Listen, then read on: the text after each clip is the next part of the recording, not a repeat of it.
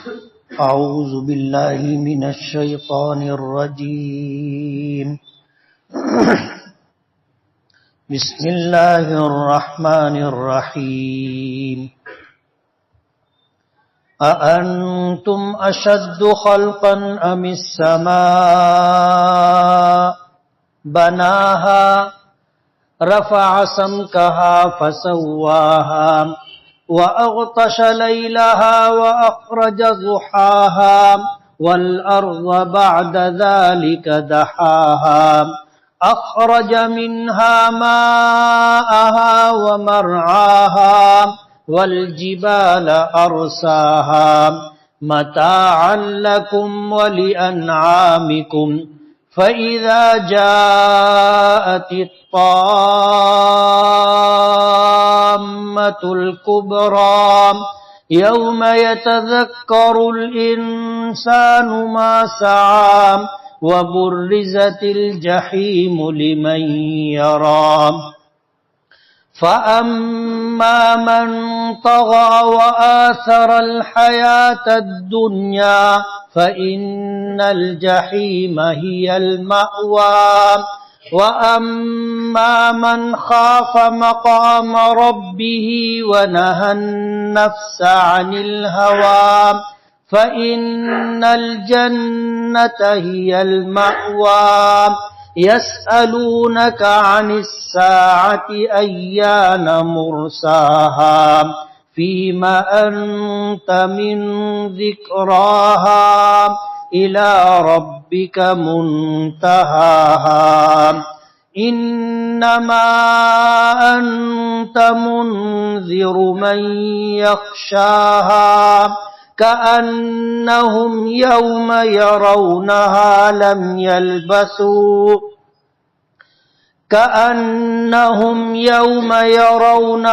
لم يلبثوا إلا عشية أو ضحاها صدق الله العظيم سبحانك لا علم لنا إلا ما علمتنا إنك أنت العليم الحكيم رب اشرح لي صدري ويسر لي أمري واحلل عقدة من لساني يفقهوا قولي پناہ مانگتا ہوں میں اللہ تعالیٰ کی شیطان مردود سے. شروع کرتا ہوں میں اللہ کے نام سے جو بڑا مہربان بڑی رحمتوں والا ہے. کیا تمہارا پیدا کرنا زیادہ مشکل ہے یا آسمان کا جسے اللہ نے بنایا ہے؟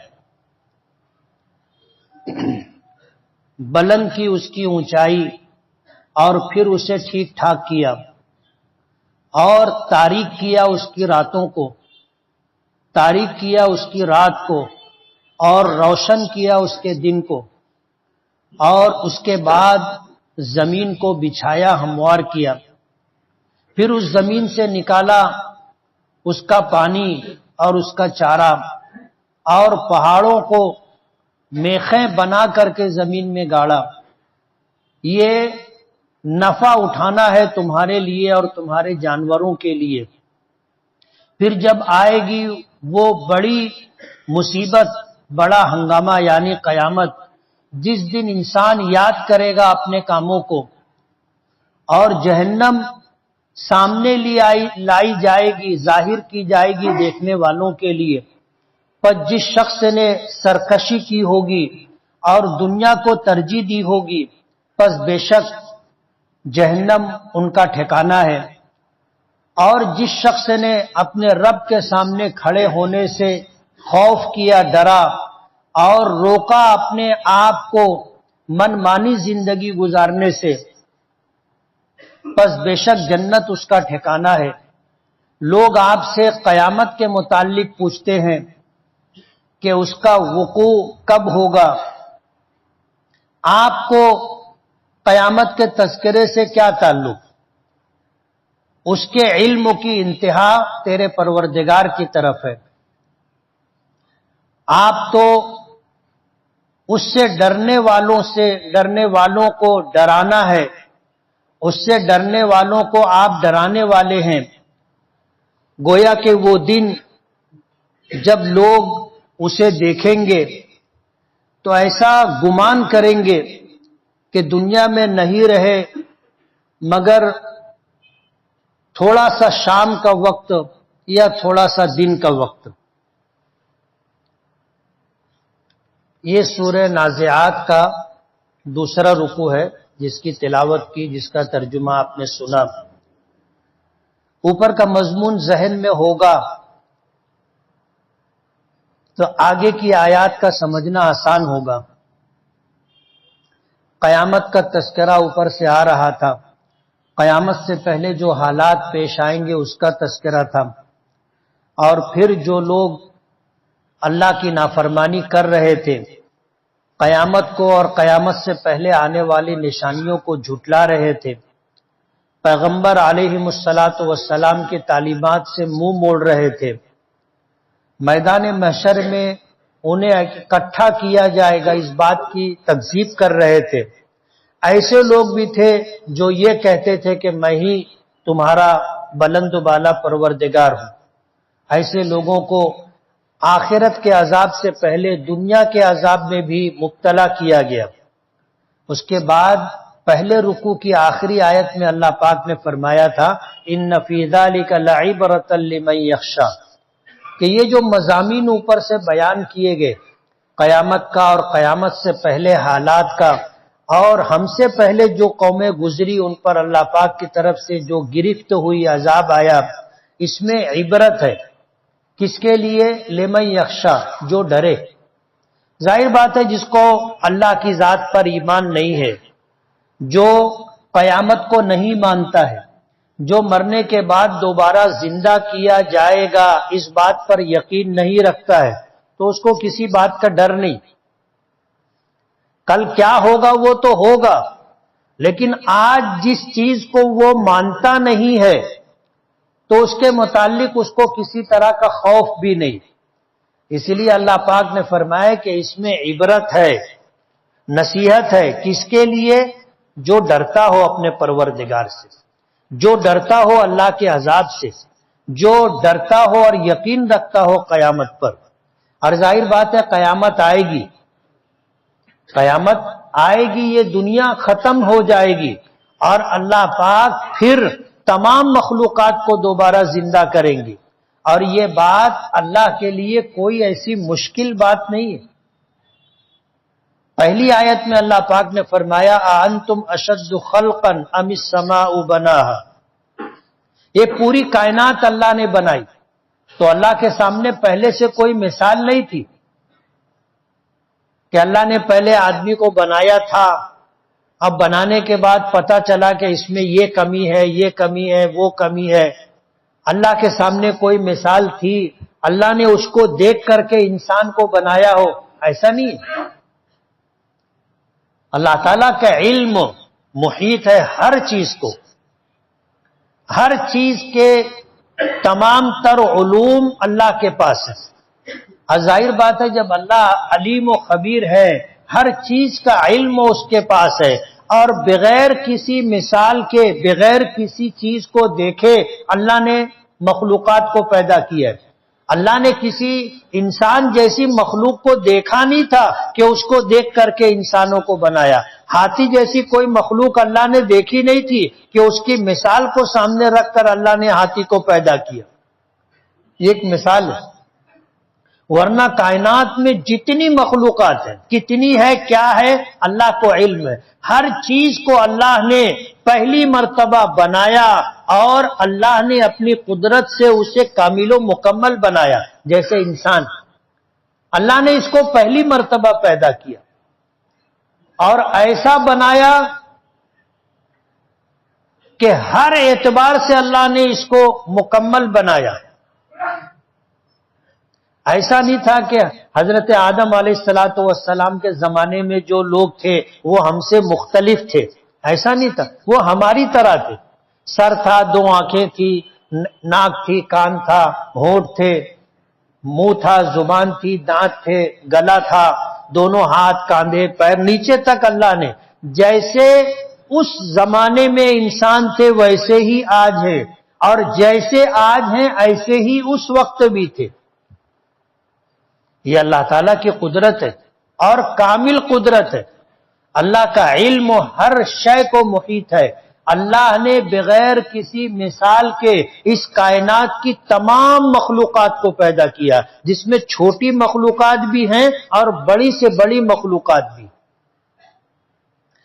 مخلوقات میں اس دنیا میں اشرف المخلوقات انسان ہے، اور یہی انسان مکلف ہے. یہی انسان مکلف ہے اللہ پر ایمان لانے کا، انبیاء کرام علیہم الصلاۃ والسلام پر ایمان لانے کا، اللہ تعالیٰ کی کتابوں پر، اللہ تعالیٰ کی بنائی ہوئی تقدیر پر، اللہ تعالیٰ کے قادر مطلق ہونے پر، فرشتوں کے وجود پر، اچھی بری تقدیر، دوبارہ زندہ ہونا، آخرت کا دن، قیامت، ان ساری چیزوں کو ماننا ایمان ہے. آدمی اس کا مکلف ہے. انسان مکلف ہے، دوسری مخلوقات مکلف نہیں ہے. اور تمام مخلوقات میں اللہ نے انسان کو اشرف بنایا. نبی کریم صلی اللہ علیہ وسلم نے فرمایا کہ یہ پوری کائنات اللہ نے تمہارے لیے پیدا کی. ان الدنیا خلقت لکم، یہ پوری دنیا اللہ نے تمہارے لیے پیدا کی ہے. وَإِنَّكُمْ خُلِقْتُمْ لِلْآخِرَةِ، اور تمہیں اللہ پاک نے آخرت کے لیے پیدا کیا. تو ہم مکلف مخلوق ہیں. یہ قرآن کریم اللہ نے ہمارے لیے اتارا ہے. یہ کتاب ہدایت ہم انسانوں کے لیے. اس لیے اللہ پاک نے فرمایا اَأَنْتُمْ أَشَدُّ خَلْقًا، کیا تمہارا پیدا کرنا اللہ کے لیے زیادہ مشکل ہے یا آسمان کا پیدا کرنا؟ انسان کے مقابلے میں آسمان بہت بڑی مخلوق ہے. یہ ایک چھت ہے، اس چھت کو بنانے میں کتنے پاپڑ بیلنے پڑتے ہیں بنانے والوں کو پتہ ہے. چاروں طرف سے اس کو ٹیکے دینے پڑتے. اگر یہ چاروں طرف کے ٹیکے نہ ہو، درمیان کے یہ ستون نہ ہو، دیواریں نہ ہو، تو کیا یہ چھت قائم رہے گی؟ نہیں رہے گی. لیکن اللہ کی قدرت دیکھیے، اتنا بڑا آسمان اللہ نے بنایا، اتنا بڑا آسمان جس کی وسعت کا اندازہ نہیں کیا جا سکتا. آج دنیا تمام تر ترقی کے باوجود آسمان کی پیمائش نہیں کر سکی. آسمان کتنا بڑا ہے انسان اسے ناپ نہیں سکا. اس کے مقابلے میں زمین چھوٹی ہے، لیکن پوری دنیا کی پیمائش کسی نے کر لی ہو، پوری دنیا کی زمینوں کو ناپ لیا ہو، ایسا نہیں. اتنا بڑا آسمان اللہ نے بنایا اور بغیر ستون کے بنایا. تو جو خدا اتنا بڑا آسمان بنا سکتا ہے، اتنی بڑی مخلوق اللہ بنا سکتا ہے، اس کے لیے انسانوں کا پیدا کرنا کوئی مشکل بات نہیں. آپ اندازہ کرو کہ اسی آسمان کے نیچے ایک انسان نہیں، اربوں انسان ہیں. اور اللہ کی قدرت کا آپ اندازہ کریں، آج اس وقت درس قرآن میں سینکڑوں لوگ موجود ہیں. دو آدمی ایک طرح کے نہیں ہیں، ایک طرح کے نہیں ہیں. آپ سب کو لائن سے کھڑا کر لو، سب کی شکل و شباہت اللہ نے الگ بنائی. اور زمانہ ترقی کیا، انسانوں نے سائنس کے لائن سے ترقی کی، تو ان کو سمجھ میں آیا کہ یہ جو انگوٹھا ہے اور یہ جو انگلیاں ہیں، اس میں جو باریک باریک لکیریں ہیں، یہ لکیریں ایک انسان کی دوسرے انسان سے ملتی نہیں ہیں. جن لوگوں کو دستخط نہیں کرنی آتی ان کا انگوٹھا لیا جاتا ہے، اور انگوٹھے کا وہ نشان اس آدمی کا تعین کرتا ہے کہ یہ کس کا انگوٹھا ہے. دوسرے کا انگوٹھا ملتا نہیں. یہ اللہ کی قدرت ہے. دنیا میں اربوں انسان ہے، لیکن ایک انسان کے انگوٹھے کے نشانات دوسرے انسان سے نہیں ملتے. ایک ماں ایک باپ کی اولاد آپس میں مختلف ہوتی ہے. بھائی کی شکل دیکھو الگ ہے، بڑے بھائی کی شکل دیکھو الگ ہے، چھوٹے بھائی کو دیکھو الگ ہے، بہنوں کو دیکھو الگ ہے. ایک ماں ایک باپ کی اولاد میں مشابہت نہیں ملتی، زمین و آسمان کا فرق ہے.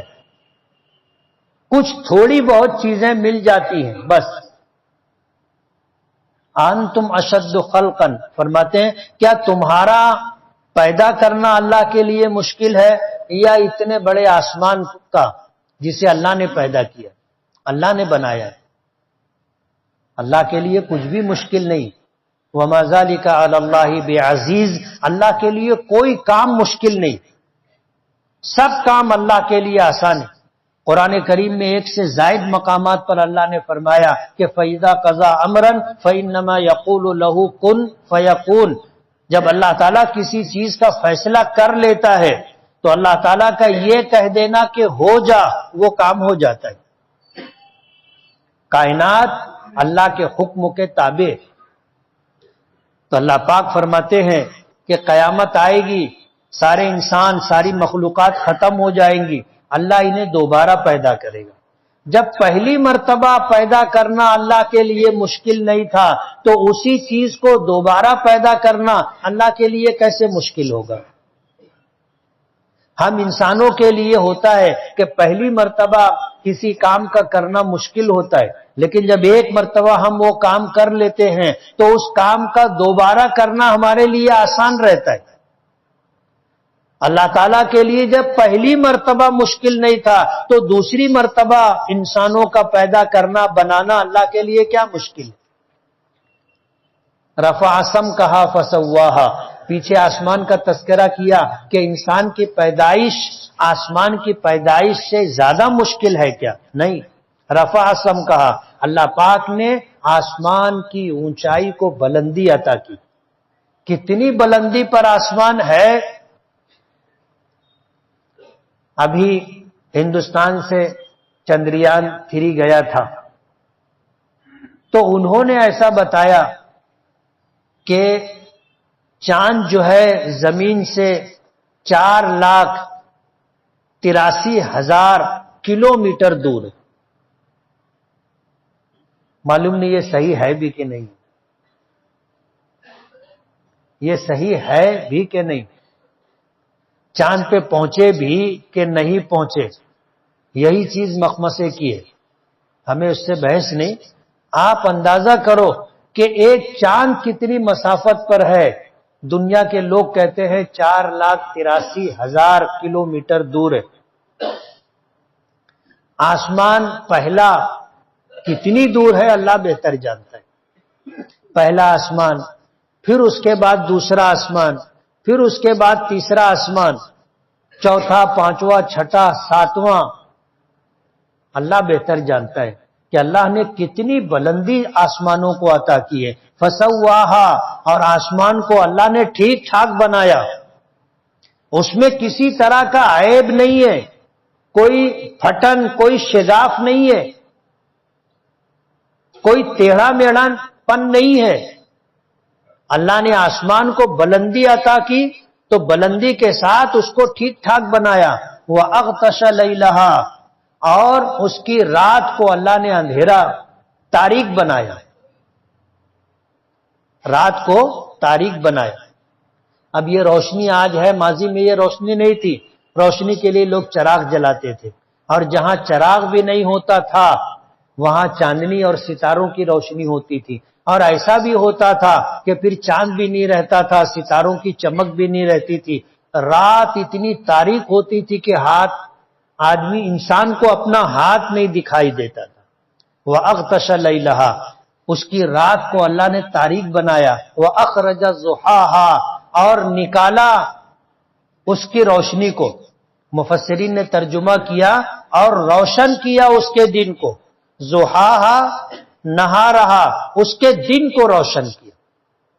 دن اتنا روشن ہوتا ہے کہ اگر اتنی روشنی ہم کہیں سے لانا چاہیں تو ہمارے بس کی بات نہیں ہے. اللہ ایک سورج کے ذریعے پوری دنیا کو روشن کرتا ہے. ہمیں اس چھوٹے سے حال کو روشن کرنے کے لیے کتنے لائٹ جلانے پڑے. اللہ تعالیٰ ایک سورج کے ذریعے پوری دنیا جس کی وسعت کا ہم اندازہ نہیں کر سکتے، سب کو اللہ روشنی دیتا ہے۔ وَالْأَرْضَ بَعْدَ ذَلِكَ دَحَاهَا، آسمان بنانے سے پہلے اللہ نے زمین بنائی تھی، زمین پہلے بنائی تھی، آسمان بعد میں بنایا۔ زمین کو بنانے کے بعد اللہ نے آسمان بنایا، آسمان بنانے کے بعد اللہ نے زمین کو ہموار کیا، دہاہا، اس کو بچھایا، ہموار کیا۔ آج ہم لوگ زمین پر چل پھر لیتے، اس کو اللہ نے رہنے کے قابل بنایا۔ اخرج منہا ماءہا ومرعاہا، اور زمین کو اللہ نے ایسا بنایا کہ اس میں ہماری ضرورت کی تمام چیزیں ہیں۔ اسی زمین سے اللہ نے پانی نکالا، کنووں کے ذریعے سے، چشموں کے ذریعے سے، بورنگوں کے ذریعے سے، ندیوں دریاؤں کے ذریعے سے اللہ نے پانی نکالا۔ ومرعاہا، اور اس کا چارہ نکالا، یعنی ہماری ضرورت کی ساری چیزیں اللہ نے زمین سے نکالی۔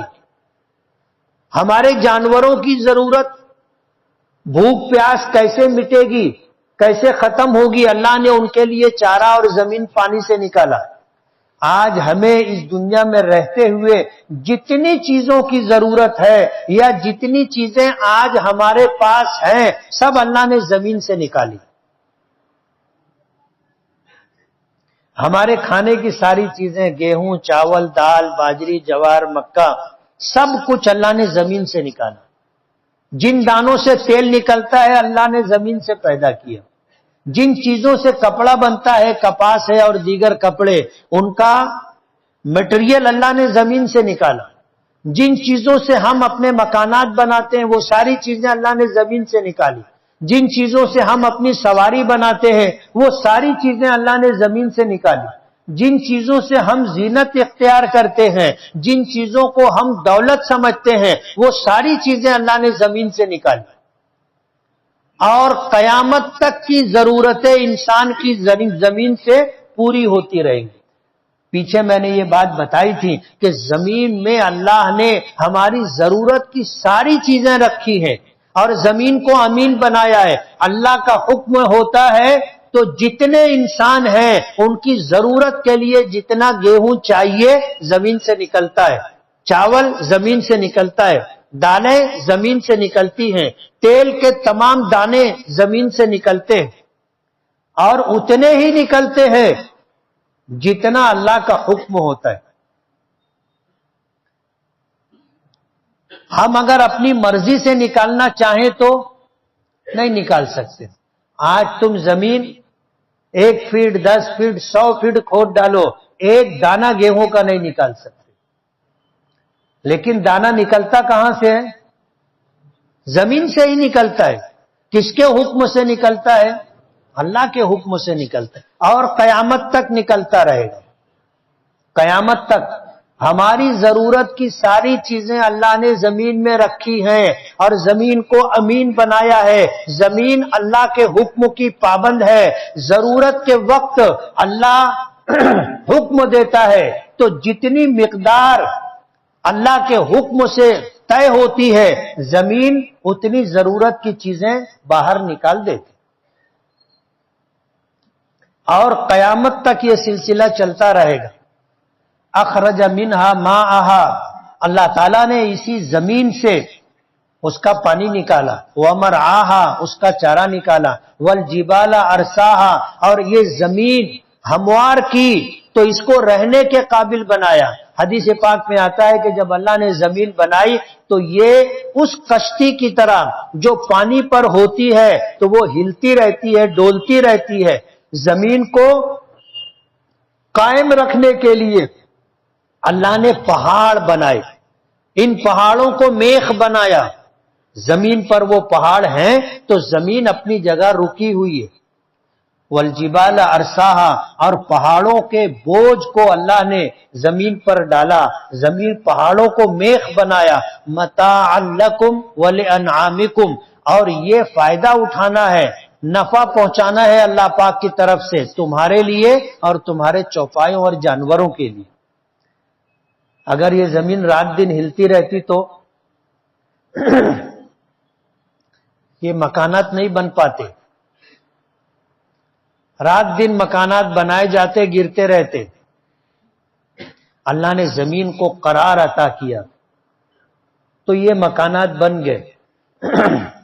معمولی سا جھٹکا آتا ہے، زمین ہلتی ہے تو ہم کہتے ہیں زلزلہ آ گیا. اور 100 میں سے 2%، 3%، 4% جنبش ہوتی ہے تو انسان پریشان ہو جاتا ہے. اور 5، 7، 8% اگر زمین ہل گئی تو ایسا زلزلہ آتا ہے کہ شہر کے شہر ختم ہو جاتے. قیامت آئے گی تو 100% زلزلہ رہے گا. اذا زلزلت الارض زلزالہا، زمین ہلا دی جائے گی. کیسی؟ 100% ہلا دیا جانا، سب درہم برہم ہو جائے گا. اللہ نے اس زمین کو قرار عطا کیا، متاعا لکم ولانعامکم، تمہارے لیے یہ نفع اٹھانے کے لیے اور تمہارے جانوروں کے لیے. فرمایا فَإِذَا جَاءَتِ الطَّامَّةُ الْكُبْرىٰ، جب بڑی مصیبت، بڑا ہنگامہ آئے گا یعنی قیامت، اس دن انسان اپنے کاموں کو یاد کرے گا. آج تو کیا ہے کہ ہم صبح کیا کیے ابھی یاد نہیں ہے. کچھ 2-4 چیزیں یاد ہوں گی. جب بستر پر جاؤ گے تو مراقبہ کرنا، آنکھ بند کر کے، تھوڑا سا سر جھکا کر کے غور کرنا کہ صبح اٹھنے سے لے کر کے اب تک میں نے کیا کیا کیا، کتنے کام اچھے کیے، مجھ سے کتنی غلطیاں ہوئی، کتنی کوتاہیاں ہوئی. آپ یاد کرو گے تو آج یہ 10-12 گھنٹے کی چیزیں یاد نہیں آئیں گی. اور جب روزانہ یہ تمہارا معمول ہوگا تو پھر تمہیں چیزیں یاد رہنے لگیں گی. اور رات میں سونے کے وقت مراقبہ کرو گے تو احساس ہوگا کہ ہم نے دن بھر میں کیا کیا، کتنی نیکیاں کی اور کتنے گناہ، کتنی غلطیاں ہم سے ہوئی. جب یہ احساس ہوگا تو آدمی سونے سے پہلے توبہ کر لے گا، نیکیوں پر اللہ کا شکر ادا کرے گا، اور جو گناہ کوتاہیاں ہو گئی ان پر اللہ سے معافی طلب کرے گا. لیکن جب قیامت آئے گی اور میدان محشر میں سب جمع ہوں گے، یوم یتذکر الانسان ما سعی، جس دن انسان اپنے کاموں کو یاد کرے گا، اپنے اعمال کو یاد کرے گا کہ میں دنیا میں تھا، میں نے کیا کیا کیا. وبرزت الجحیم لمن یری، اور جہنم سب کے سامنے لائی جائے گی. بعض مفسرین نے لکھا کہ جہنم کافروں کے سامنے لائی جائے گی. اکثر مفسرین کہتے ہیں کہ اس دن جہنم پوری دنیا انسانیت کے سامنے لائی جائے گی. اہل ایمان دیکھیں گے جہنم کو اور جہنم کے عذاب کو تو اللہ کا شکر ادا کریں گے کہ اللہ نے اس بڑی مصیبت سے ہمیں بچا لیا. اور کافر جو جہنم کا، قیامت کا، آخرت کے عذاب کا، آخرت کے دن کا انکار کرتے تھے، جب وہ جہنم کو دیکھیں گے تو ان کا غم اور ان کی مصیبت اور بڑھ جائے گی. وہ تو پہلے ہی جب دوبارہ زندہ کیے جائیں گے تو زندہ کیے جانے کو مانتے نہیں تھے، ماننے پہ مجبور ہو جائیں گے، تو پہلے سے ہی وہ خوف اور دہشت میں ہوں گے، اندیشوں میں مبتلا ہوں گے. اور جب جہنم دیکھ لیں گے جس کا تذکرہ دنیا میں ان کے سامنے کیا جاتا تھا، مانتے نہیں تھے، انکار کرتے تھے، مذاق اڑاتے تھے. پیغمبروں سے کہتے تھے کہ عذاب لاؤ نا، جو عذاب تم بولتے ہو، ڈراتے ہو، بتاتے ہو، لاؤ. اور جب عذاب دیکھ لیں گے، جہنم دیکھ لیں گے، کیا ہوگا؟ جہنم ان کے سامنے لائی جائے گی. حدیث پاک میں آتا ہے کہ جہنم ہوگی اور اس پر فرشتے مامور ہوں گے اور جہنم کی لگام کو تھامے ہوئے ہوں گے. جہنم اتنی غضبناک ہوگی کہ میدان محشر میں جتنے انسان ہیں سب کو کھا جانے کا ارادہ رکھتی ہوگی. فرشتے اسے روک رکھے ہوں گے. حدیث پاک میں آتا ہے جب وہ چنگھاڑے گی تو چنگاریاں نکل کر پورے میدان محشر میں آئیں گی. وَبُرِّزَتِ الْجَحِيمُ لِمَنْ يَرَى، میدان محشر میں جتنے انسان ہوں گے سب کے سامنے جہنم آ جائے گی. فَأَمَّا مَنْ طَغَىٰ، پر جس شخص نے دنیا میں سرکشی کی تھی، نافرمانی کی تھی، اللہ اور اس کے رسول سے بغاوت کی تھی، وَأَثَرَ الْحَيَاةَ الدُّنْيَا، اور دنیاوی زندگی کو آخرت پر ترجیح دی تھی، آخرت کا انکار کیا تھا یا آخرت کو مانا تھا لیکن دنیا کو آخرت پر ترجیح دی، اور دنیا بنانے کی ہر ممکن کوشش کی، آخرت بنانے کے لیے کوشش نہیں کی، اس نے دنیا کو بہتر سمجھا آخرت کے مقابلے میں اور دنیا بنانے کی کوشش کی۔ فَإِنَّ الْجَحِيمَ هِيَ الْمَأْوَىٰ، اللہ پاک فرماتے ہیں جہنم ان کا ٹھکانہ ہوگا۔ وَأَمَّا مَنْ خَافَ مَقَامَ رَبِّهِ، اور جو شخص اپنے پروردگار کے سامنے کھڑے ہونے سے ڈرا ہوگا، وَنَهَى النَّفْسَ عَنِ الْهَوَىٰ، اور اپنے نفس کو من چاہی زندگی گزارنے سے روکا ہوگا، اللہ کے احکامات پر اپنے نفس کو چلنے کا پابند کیا ہوگا، فَإِنَّ الْجَنَّةَ هِيَ الْمَأْوَىٰ، تو جنت اس کا ٹھکانہ ہوگا۔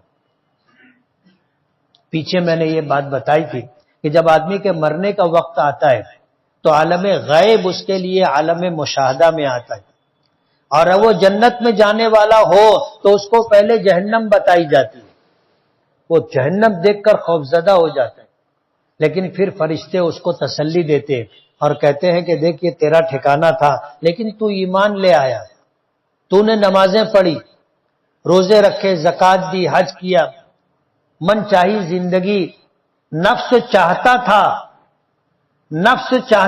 گناہ کرنا، لیکن تو نے نفس کو روک کے رکھا تھا، اب اللہ نے تیرا ٹھکانہ یہ بنایا، جنت دکھائی جاتی ہے، تو مرنے والا جب اپنا ٹھکانہ جنت دیکھ لیتا ہے چین اور سکون کے ساتھ مرتا ہے،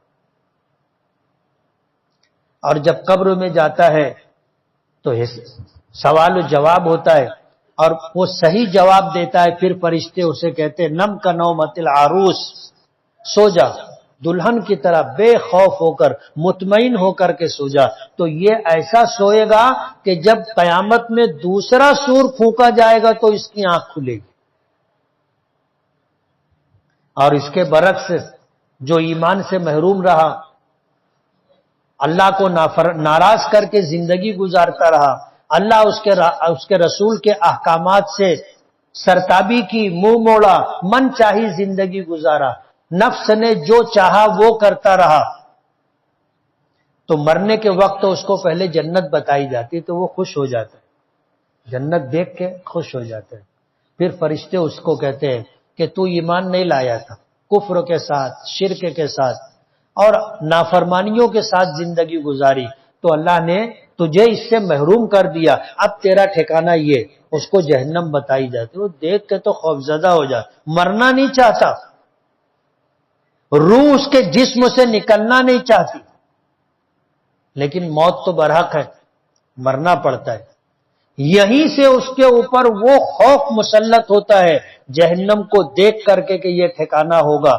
یہ غم، یہ خوف لے کر کے دنیا سے جاتا ہے، میدان محشر میں پہنچے گا تو پہلے سے اس کو خوف ہوگا، اور پھر جنت وَبُرِّزَتِ الْجَحِيمُ لِمَن يَرَىٰ، جہنم اس کے سامنے لے آئی جائے گی کہ مرنے کے وقت تجھے دور سے بتائی گئی تھی، اب یہ سامنے ہے۔ يَسْأَلُونَكَ عَنِ السَّاعَةِ، لوگ آپ سے قیامت کے بارے میں پوچھتے، مشرکین مکہ حضور سے آگے پوچھا کرتے تھے محمد قیامت کب آئے گی، تنزیہ پوچھنا۔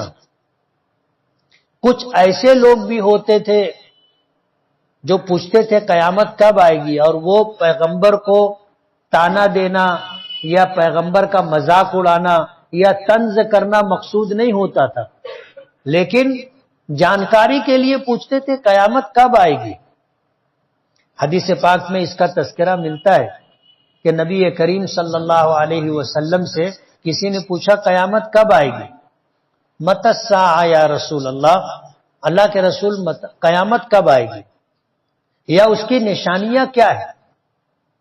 حضور پاک صلی اللہ علیہ وسلم نے لا علمی کا اظہار کیا۔ حدیث پاک میں آتا ہے جبرائیل آئے تو جبرائیل سے پوچھا کہ جبرائیل قیامت کب آئے گی، تو انہوں نے ایسے بتایا۔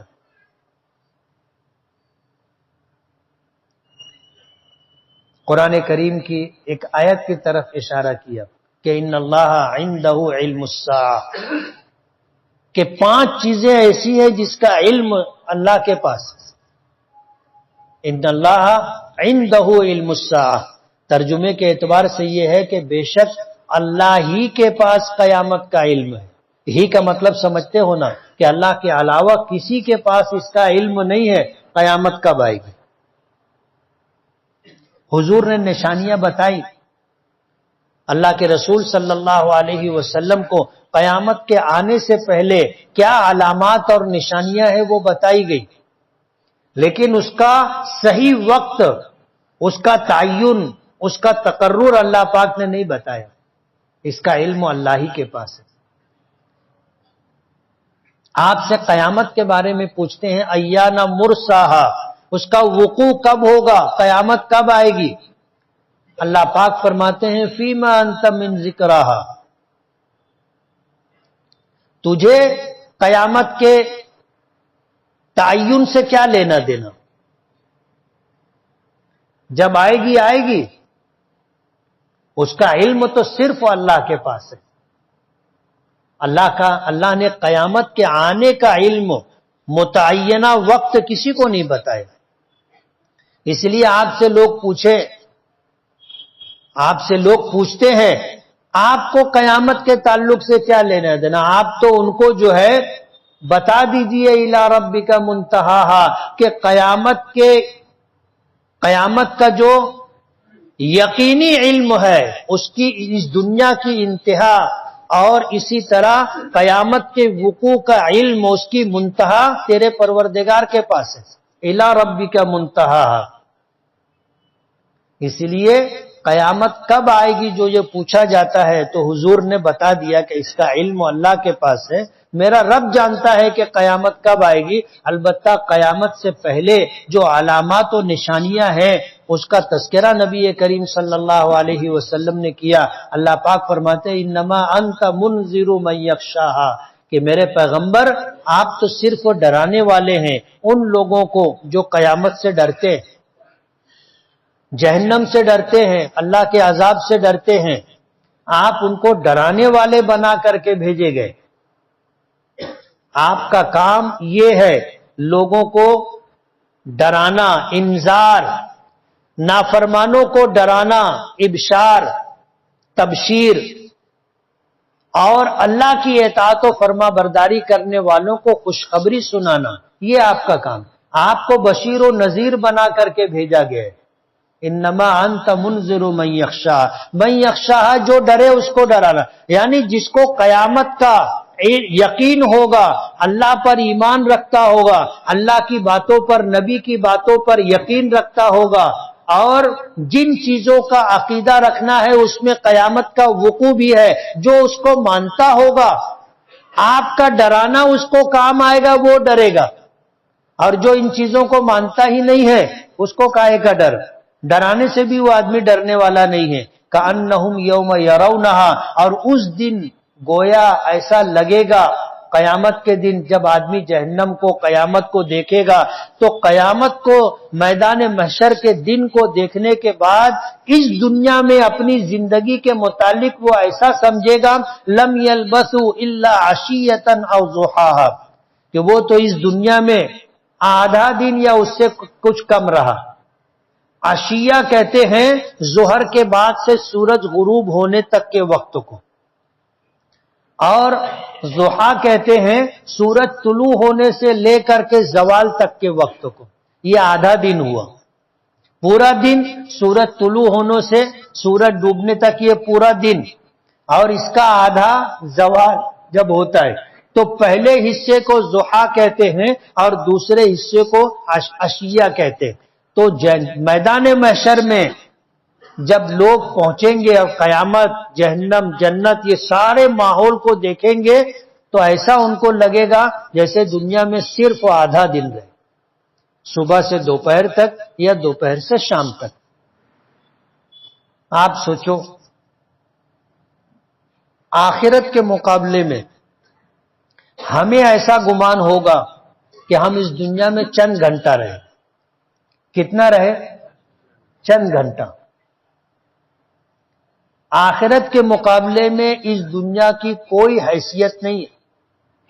یہ دنیا ختم ہوگی اور آخرت کبھی ختم نہیں ہوگی. اور اس پوری دنیا کی پیدائش سے لے کر کے قیامت تک کا جو زمانہ ہے آخرت کے مقابلے میں ایسا ہے جیسے پلک جھپکتی ہے. ایک لمحہ یا اس سے بھی کم. یہ زندگی جو اللہ پاک نے ہمیں دی ہے، یہ تھوڑی سی زندگی رب چاہی ہم گزار لیں، ایمان لا کر اللہ اس کے رسول کے حکموں کے مطابق گزار لیں. دنیا میں نصیب سے جو ملنا ہے وہ ہر حال میں ملے گا، لیکن اپنی کوشش آخرت بنانے کی جو ہوگی، یہ کوشش ہمیں کل اس طرح کام آئے گی کہ جنت میں جانے کے بعد بھی آدمی کو دنیا میں وہ اوقات جو غفلت میں گزر گئے اس پر حسرت ہوگی. حدیث پاک میں آتا ہے جب جنتی جنت میں جائے گا اور جنت میں جو نعمتیں اللہ پاک اسے عطا کرے گا، ان نعمتوں میں نعمتیں ایسی بھی ہوں گی جو ایک مرتبہ سبحان اللہ کہنے پر ملی ہوگی، ایک مرتبہ الحمدللہ کہنے پر ملی ہوگی، ایک مرتبہ اللہ اکبر کہنے پر، ایک مرتبہ لا الہ الا اللہ کہنے پر ملی ہوگی. تو وہ سوچے گا کہ دنیا میں میرے جو اوقات اللہ کے ذکر کے بغیر گزر گئے، کاش میں اس پورے وقت میں اللہ کا ذکر کرتے رہتا. نبی کریم صلی اللہ علیہ وسلم نے نماز، روزہ، زکوٰۃ، حج، قرآن کریم کی تلاوت کے ساتھ اپنے ماننے والوں کو، ایمان والوں کو حکم دیا کہ اگر ہو سکے تو تم دنیا میں ایسے رہو کہ تمہاری زبان ہمیشہ اللہ کے ذکر سے تر و تازہ رہے.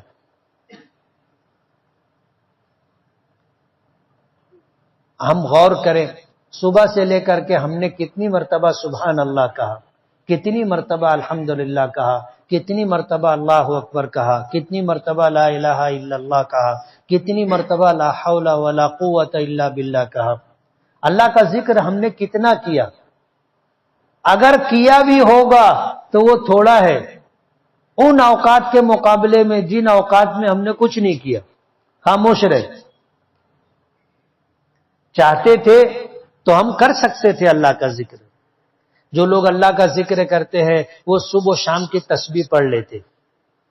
اللہ کے ایسے بھی بندے ہیں جو جب تک جاگتے رہتے ہیں اللہ کا ذکر کرتے رہتے. عادت بنا لی، چلتے پھرتے اٹھتے بیٹھتے ان کی زبان چلتی رہتی ہے لا الہ الا اللہ، لا الہ الا اللہ، لا الہ الا اللہ. ہر سانس کے ساتھ لا الہ الا اللہ، لا الہ الا اللہ، لا الہ الا اللہ. سانس باہر نکلی، سانس اندر گئی تو سانس اندر گئی لا الہ، سانس باہر نکلی الا اللہ. اب دن میں کتنی مرتبہ سانس لیتے ہیں؟ انہوں نے عادت بنا لی، اس چیز کو اپنا معمول بنایا، ہوتے ہوتے ہوتے یہ ان کی عادت بن گئی. ہر سانس میں اللہ کا ذکر. کل قیامت کے دن ان کی جنت کیسی ہوگی؟ حضور معراج میں تشریف لے گئے، حضرت ابراہیم علیہ السلام سے ملاقات ہوئی. حضرت ابراہیم علیہ السلام نے حضور پاک صلی اللہ علیہ وسلم کو کہا کہ اپنی امت کو میرا سلام کہنا.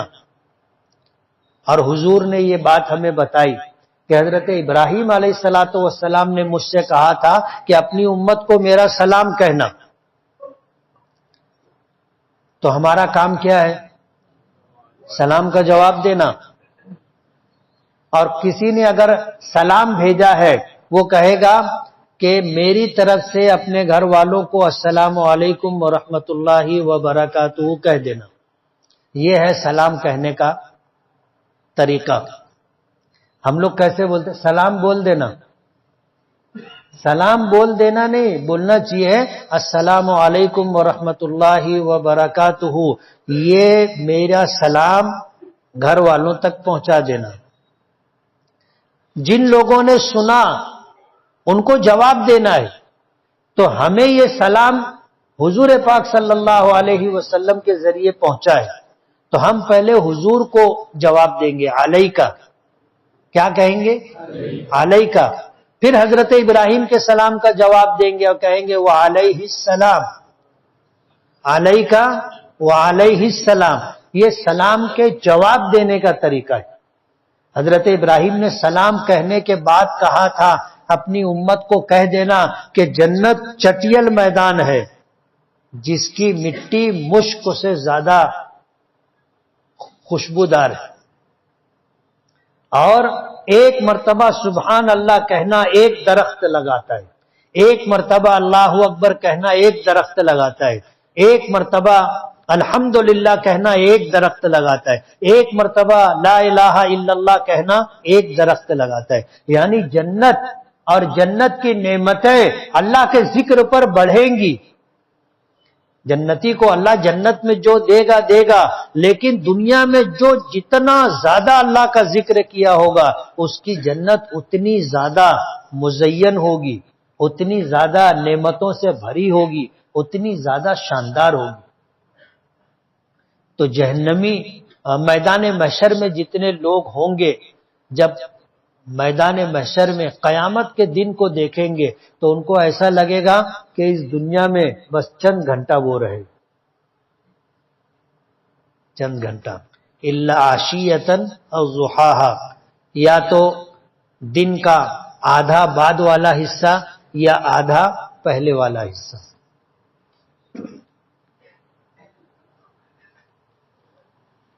زید کے والد نے 2 شادی کی، پہلی بیوی کو طلاق دی،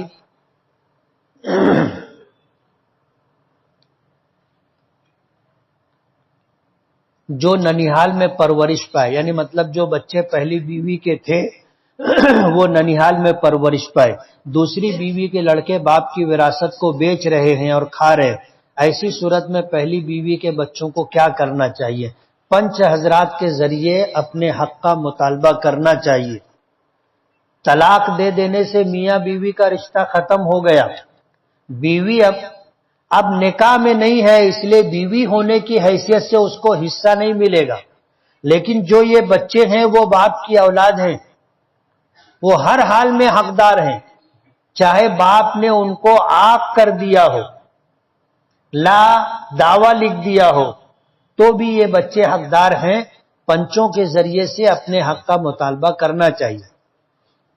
زید کے والد نے 2 شادی کی، پہلی بیوی کو طلاق دے دی اور بیوی اپنے میکے آ گئی، وہیں سے بچوں کی پرورش اور شادی وغیرہ ہوئی۔ زید کے والد کو ترکے میں 2.5 کروڑ کی خطیر رقم ملی ہے۔ زید کے والد کے پہلی بیوی کے لڑکے اس میں حصے دار ہوں گے کہ نہیں ہوں گے؟ اگر ہوں گے تو پہلی بیوی اور دوسری بیوی کے لڑکے کو کس طرح وراثت میں حصہ ملے گا؟ دوسری بیوی کے لڑکے کو جتنا ملے گا اتنا ہی پہلی بیوی کے لڑکے کو ملے گا، دوسری بیوی کی لڑکی کو جتنا حصہ ملے گا اتنا ہی پہلی بیوی کے لڑکی کو بھی ملے گا۔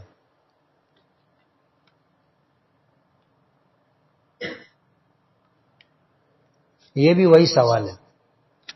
زید کا قد کم ہے، وہ چاہتا ہے کہ اس کا قد بڑھ جائے، اس کے لیے کوئی عمل یا وظیفہ اللہ سے دعا کرے، اللہ کے لیے کچھ مشکل نہیں۔ مذاق کرنا کیسا ہے؟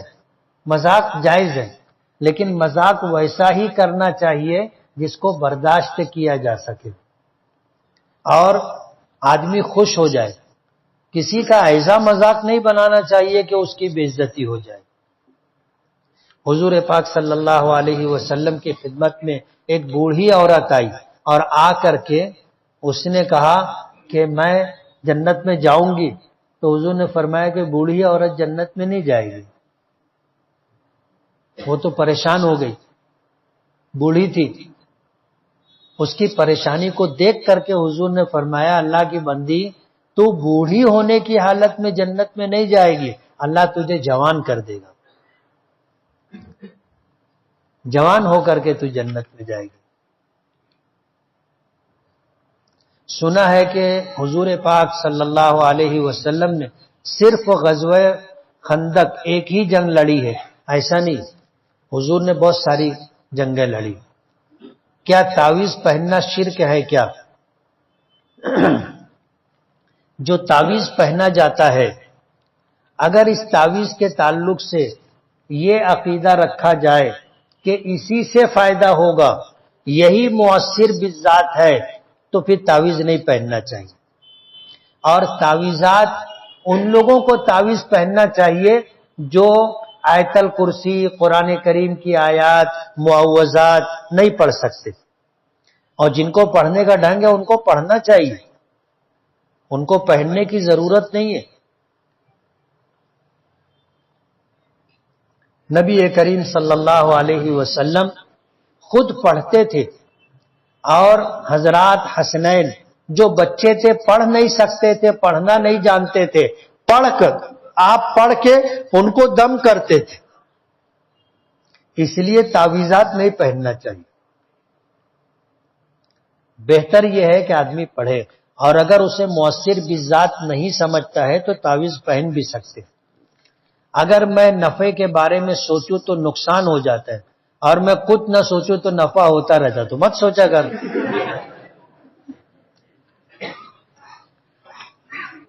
کہتے ہیں نا، اللہ پاک فرماتے ہیں، حدیث قدسی ہے، انا ظن عبدی بی، انا عند ظن عبدی بی، میں اپنے بندے کے گمان کے مطابق اس کے ساتھ معاملہ کرتا ہوں۔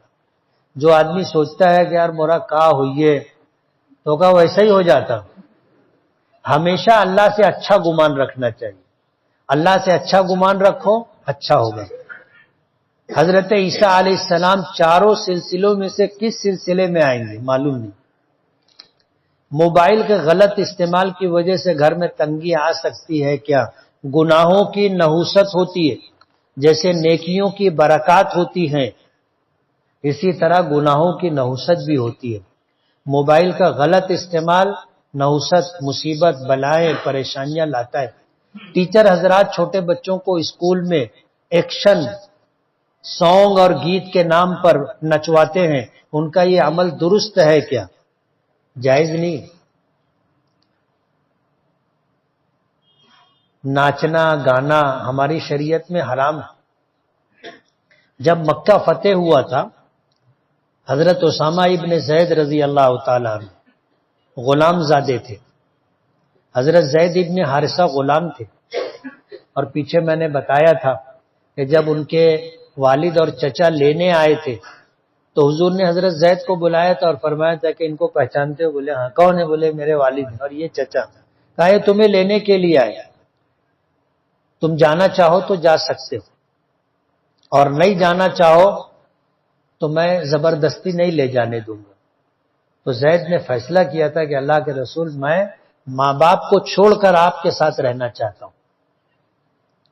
حضور خوش ہو گئے، اور ان کے باپ اور چچا بھی خوش ہو جائیں، تو پھر حضور نے زید کا ہاتھ پکڑا، حرم شریف گئے، اور کعبے کے پاس مطاف میں کھڑے ہو کر کے اعلان کیا کہ زید میرا غلام تھا، اسے میں نے آزاد کیا، اور آج سے زید میرا بیٹا ہے، تاکہ باپ بھی مطمئن ہو جائے۔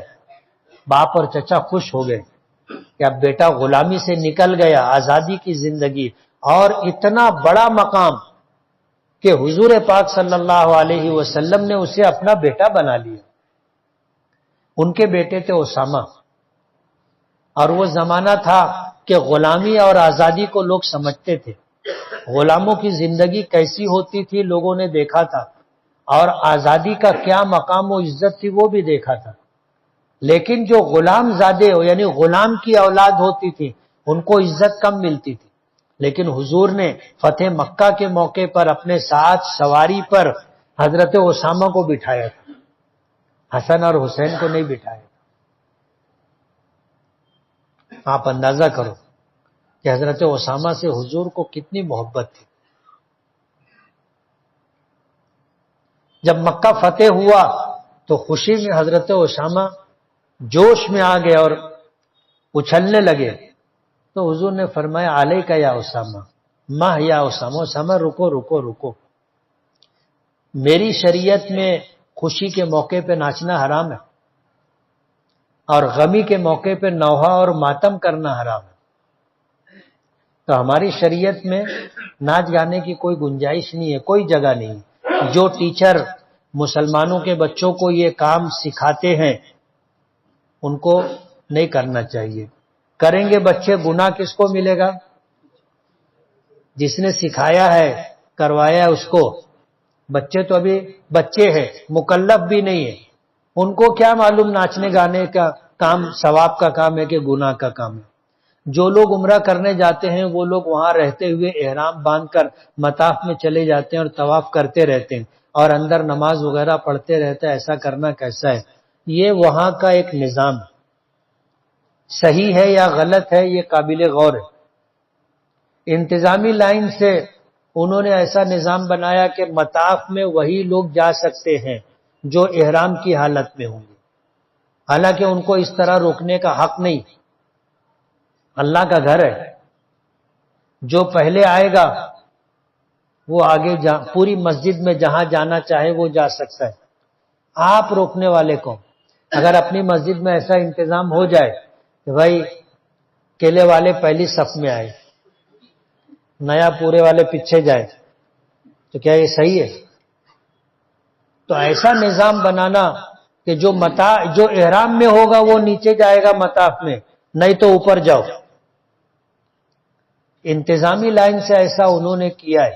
ہاں اگر حرم پورا بھرا رہتا اور اوپر کوئی نہیں جاتا، سب نیچے گھستے، تو ایک ترتیب بنائی جا سکتی تھی، نیچے پورا مطاف خالی رہتا ہے اور یہ سب کو اوپر بھیجتے رہتے، نیچے اور مطاف کے علاوہ پوری مسجد حرام لاکھوں آدمی سما سکتے ہیں، ایسا خالی رہتا ہے اور وہ جانے نہیں دیتے۔ اس لیے یہ نظام ہی ہمارے حساب سے تو ٹھیک نہیں۔ اب جو لوگ بجائے سلا ہوا کپڑا پہننے کے چادر باندھ کے چلے جا سکتے، مجھے لگتا ہے کہ گنجائش ہے وہ جا سکتے۔ شہر کے سیٹھ حضرات زکوٰۃ نہ دینا پڑے، رمضان کے پہلے زمین پلاٹ کارخانہ بلڈنگ وغیرہ کا کام شروع کر دیتے ہیں، یہ کہاں تک درست ہے؟ اگر ان کی نیت زکوٰۃ بچانے کی ہے تو آپ سمجھ سکتے ہو جیسی نیت ویسی برکت، اور اگر یہ نیت نہیں ہے کہ زکوٰۃ بچانا ہے، ایک نظام بنا، پروگرام بنا، انہوں نے زمین خرید لی، شیڈ بنانا شروع کر دیا، گھر بنانا شروع کر دیا، تو بنا سکتے۔ مزدور بڑھانے کو کہتا ہے تو کہا جاتا ہے کام دیکھ لو دوسری جگہ، یہ درست ہے کیا؟ مزدوری